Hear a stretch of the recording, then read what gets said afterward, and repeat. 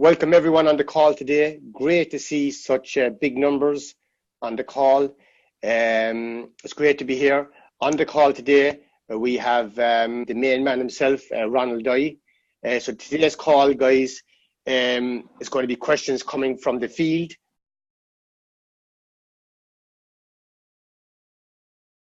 It's necessary for all to, because it's an external operations team. We actually just built the Ribbons platform, but the actual one running it is actually a third party that's running it. So it's actually out of our system itself.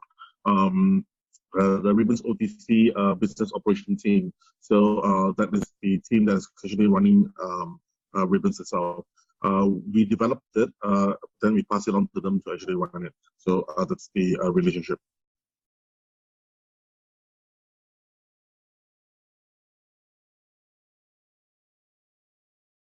Yeah, basically, we have actually talked with the operations team, and we are still trying to actually get them to agree with us on this. So one of the things is the limit itself will increase based on the reputation that the member has on trade itself.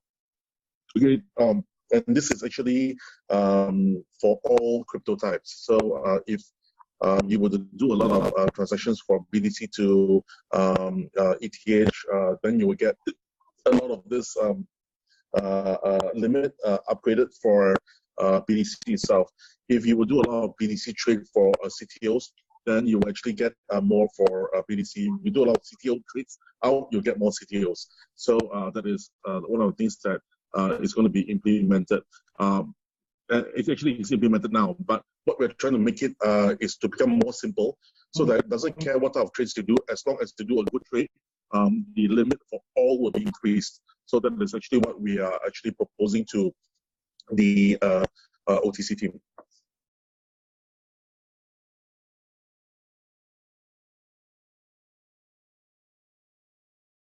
Okay, basically you can actually have multiple accounts, but you need to be able to react to this request as soon as possible, because if the account, let's say if you would open, let's say 50 accounts, and each of these accounts itself, you actually put an order out. Okay, on our side itself is the operation side.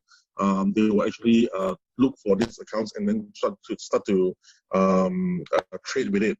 And if there's no response from that particular account itself, it will be graded with a negative rating, and the amount of CTOs that you can actually trade is actually lower and lower. So that's how it is.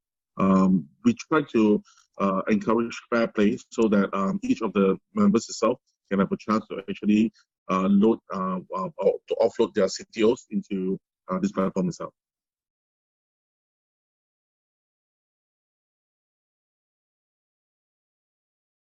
Jarvis 2.0,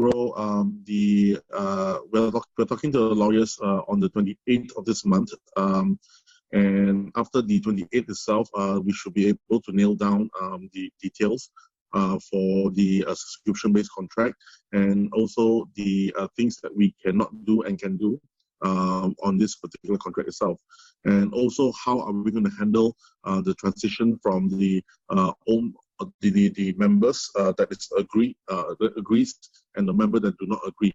So we will have to have a solution for all of this, and also the privacy, the Personal Data Privacy Act, the PDPA, and also the GDPR and things like that. So we're actually trying to work with the lawyers to come up with the necessary documents, that is contracts that's needed for each of the members to actually sign off. And if the members do not sign off, then we will have another operation flow to actually handle their accounts.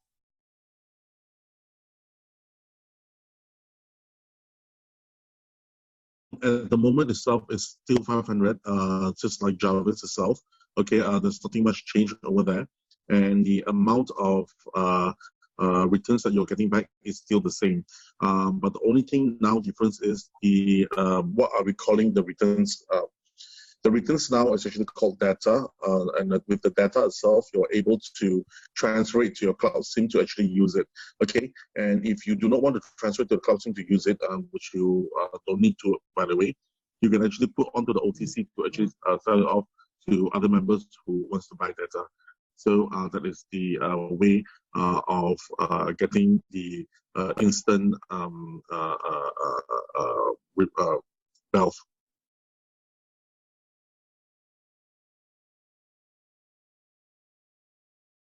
There's a certain grade. For example, if it's below 100, then it's something. If it's below 200, 100, 200 is something. From anything above, then is something. So we have a scale, and the scale itself will determine how much of data you're getting.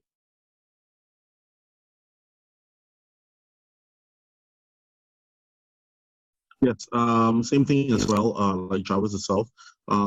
Within 1 month itself, there's a penalty. If it's after 1 month, then there's still a 1% penalty. But the only thing that we are doing different is within 90 days, you'll get back your subscription fee. So that's the thing that is going to be different. The reason for this is it's actually within 90 days. It's not exactly 90 days. So the reason why we're trying to do this is not to actually burden our service to have too much of exit so that it actually hurts the trading and everybody else. So this is what we actually learned from our past mistakes.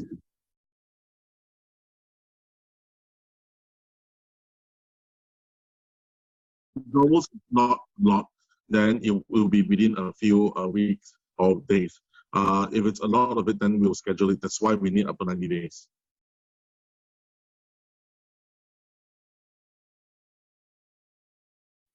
Zero fee.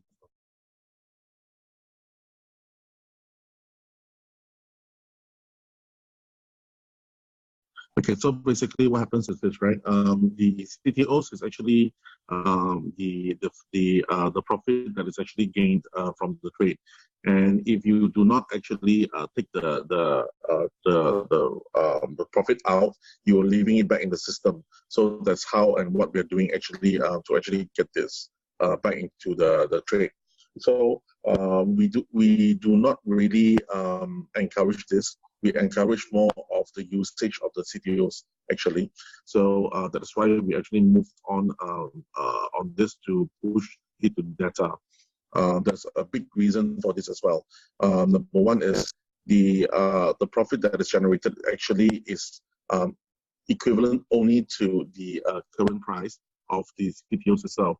But what we have not actually calculated is the loss of the opportunity that generates when we actually move in and out of the CTOs.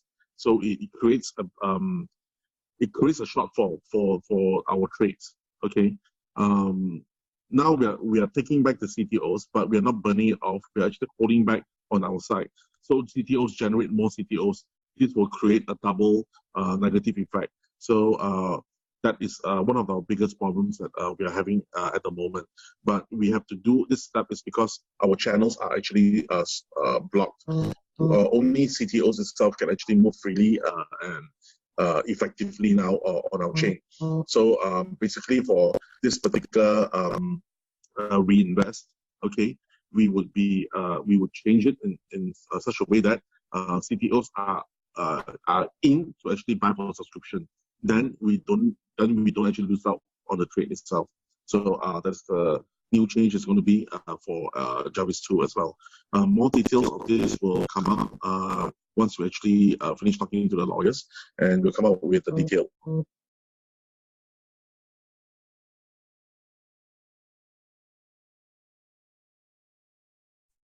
No, but you need to actually sign the subscription contract.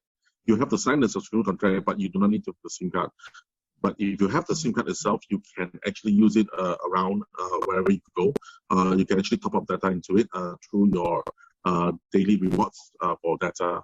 So that's a good thing. But if you do not have the SIM card, you don't need to anyway. So you will have a lot of data accumulated, and you can actually use this data to sell it to people who use it. Yeah.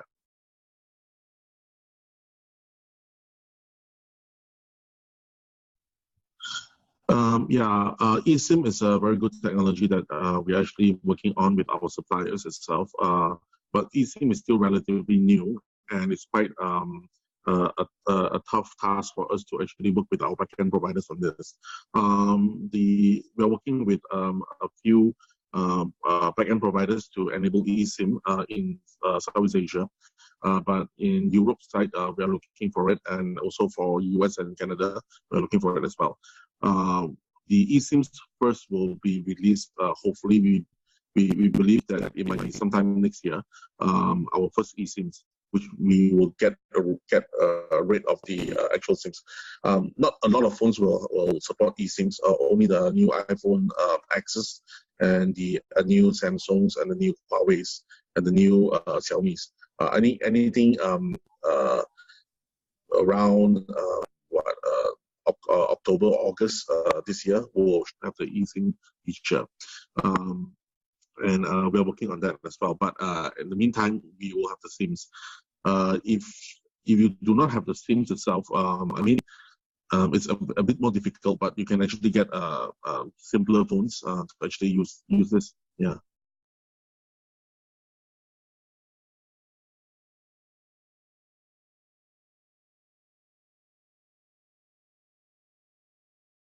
This is a very good question. Basically, we are trying to work out with the leaders that is the biggest in each of these provinces or cities itself to set up a joint partnership to create these centers.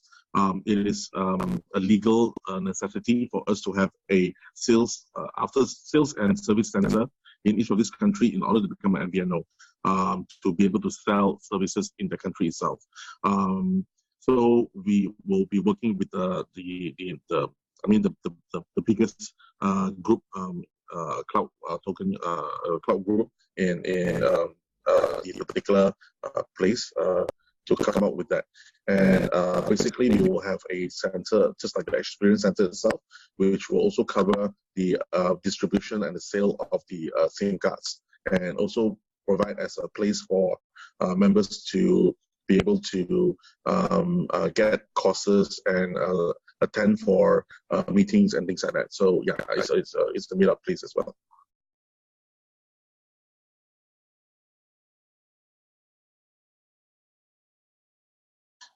We have three plans for this. If A doesn't work, we'll go to B, and B doesn't work, we'll go to C. So the first one is actually we are pushing our Hong Kong counterpart to speed up as much as possible. But they're also heavily affected by the event in Hong Kong. Some of the staff, or half of the staff, is actually on strike itself, part strike and things like that. So our second plan is actually to find other providers. So one of the things that we are looking for is a Philippine-based provider to provide cards, Visa, and also for UnionPay. But UnionPay is more for the Chinese, Asian China side. And the Visa is more for the European and the US and Canada side. So we are actually looking for B and C. Our first batch of the cards from our second provider will be in by 26, which we will be pushing it out to some of the members that is actually been waiting for about a month and a half or so. So we'll be pushing out to them first, following that particular list itself. This is what we're going to do. The first batch is coming on the 26th. The second batch itself is coming on the week after that, and the week after that, and the week after that. So it's 1K, 1K, 1K, 1K. That is coming in slowly. Yeah, it'll be in batches, but it will be pre-KYC with your particulars in there already. So we are making sure that when the cards hit the leaders, they are able to give these cards to the members itself, and they can use it already. Yeah.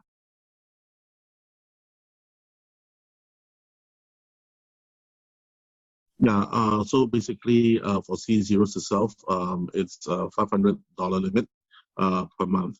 And C1 itself is also per month. C2, C3 and above, it is also per month. Okay, so that is the actual card limit that is given to us as well. But it might all change once we actually get the new rate cards from Visa and UnionPay. So every provider itself or every acquirer itself will have their own different limits. Okay. And we are also needed to actually work on we're trying to cost down as much as possible on the payment, the charges incurred when the cards are used. So we're trying to actually do a lot of these things before we push out these cards as well.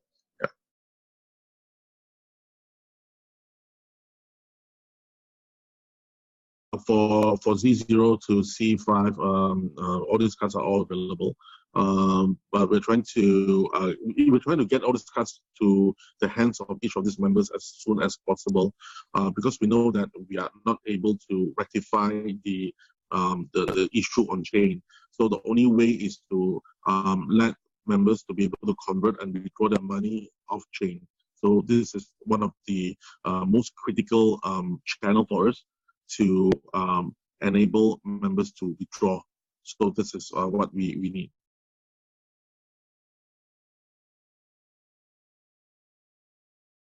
Okay, so basically the CSR license is on the way here, but we are under the second, there's two licenses here to get. So the first is the CESA master license, which is already approved. So we're getting the sub-license itself. The sub-license is coming over to our site. We just need to fill up a few more forms and we can actually get it ready. That will be for the merchant OTC. Because we need the merchants to be able to transact or to take in the OTC, the cryptocurrencies, and then we can actually convert it to fiat and pass it back down. Once we actually do this cycle itself, the merchant itself would have the ability to become like banks. Okay, so that's what we're trying to do in order to become the second channel, merchants at the second channel for our members to be able to use to actually get their money. Okay, so you can actually walk up to any cash point merchants and pass them CTOs. They will accept the CTOs. We will pay them in their bank account, and they can pay you in cash. So this is what our plan is for the site. So, and this ones we need a CESA license, because only the CESA license can enable us to work with banks legally to sell crypto for fiat.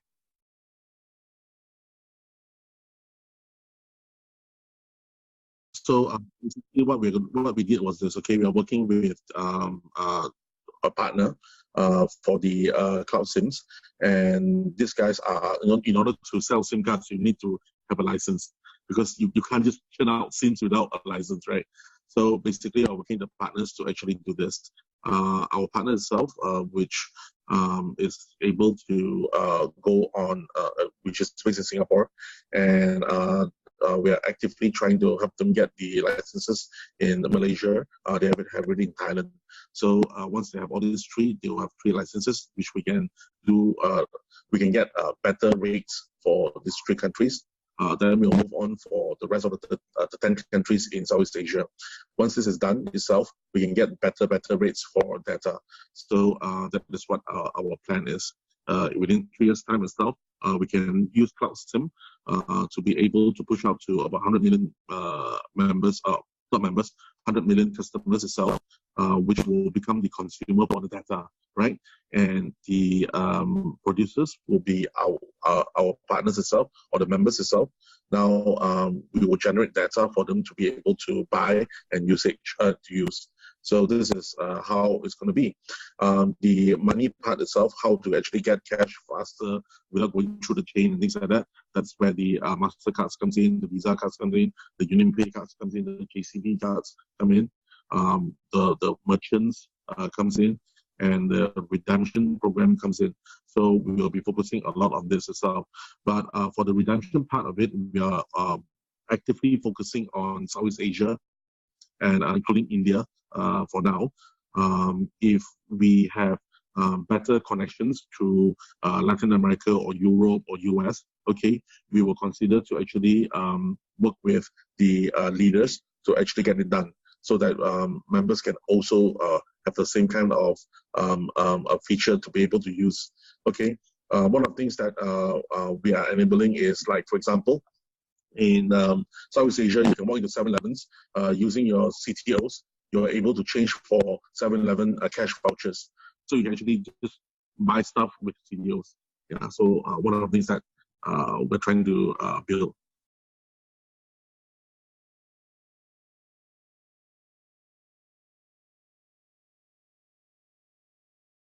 We have actually withdrawn some portion of the Bitcoins for the OTCs to be able to run.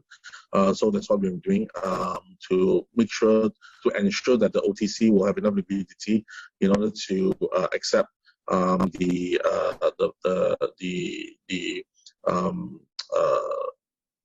trades from the members in order to cash out. So we have actually done that. I think some members have actually scanned our addresses to find that we have actually did a withdrawal on that to fund the OTC. So that's one. The second thing is on how is our trade doing. Basically, as you all know, BDC itself has been performing quite poorly, but it's actually in our favor itself, because Asia is moving a lot. We have been actually using the new funds that actually come in to actually invest into USDT to buy down the Bitcoins. So which is kind of cool and kind of good. So the DCA model for us is actually working, plus the arbitrage that we're using with our partners itself is also coming in quite nicely. So that is also good. And the third is on the lending side. It's a steady 1.4% that's coming back every month for us. So at our current stage itself, the withdrawals and the conversions itself is still very high. From 330 mil that was about a week and a half ago, we are now about 315 to 17, depending on the Bitcoin price. So it's 315 to 317. But we are seeing a significant drop in the withdrawals already.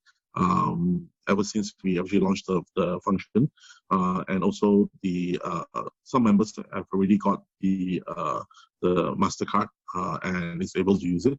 So it's actually proven to be a saving grace for us, as some of them are able to use it now. We are actually trying to get more cards out, as I say. Every week we're trying to get more cards out and out to more members. Of course, Europe is in our pipeline. There's no favorism, whether China gets it first or whoever gets it first. We're based on the names that actually comes in that order itself, and we're actually based on the order to actually do it. But it comes in batches. So we will only ship out in batches of hundreds and more. Okay. So, for example, if it's in Poland itself, 100 of this, then we'll send out 100 to the leader, and the leader itself will then be sent out. Okay. So that is our schedule itself. We are trying to make this as transparent as possible for this process itself, but we believe that it might not really work out that well. Because there's a lot more things to do and a lot of things are manual. So we're trying to see how we can do from that.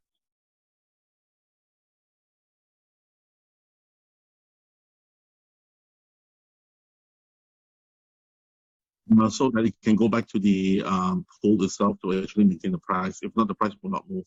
And also for the withdrawals and things like that. So we are actually doing a lot of that.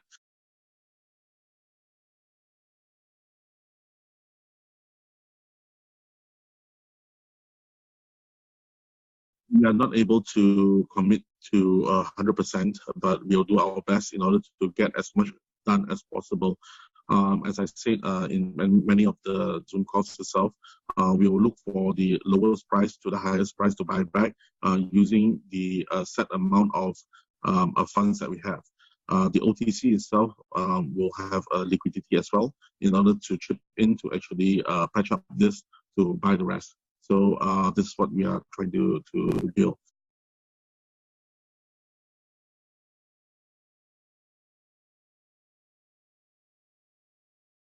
It goes to the profit pool, yeah.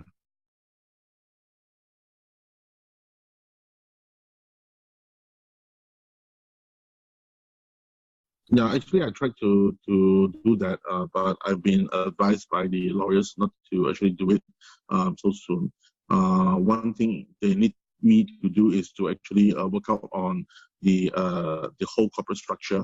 Once the corporate structure is done and it's laid out, then we can actually show more data.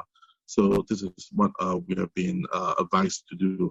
Even on Facebook, I'm advised not to share too much. That's why you can see that I've been actually trying to withhold myself to share too much of information.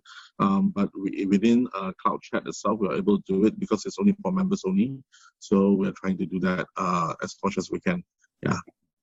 So once we have got more of the things laid out legally, we're able to share more.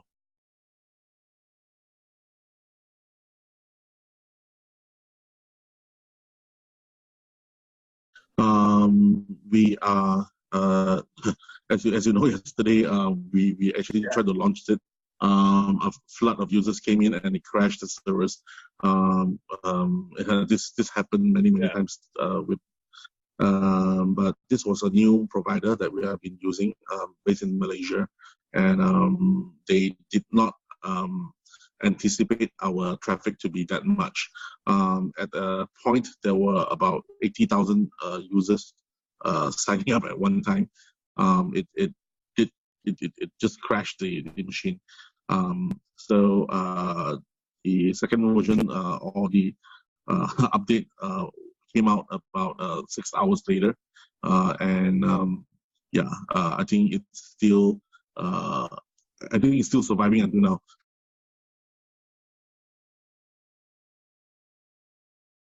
Okay, the first thing that we need to do is to let you convert out from Jarvis first. So that's the first thing that we're trying to address now. So once we fix the conversion problem, then we will work on the withdrawal issue as well.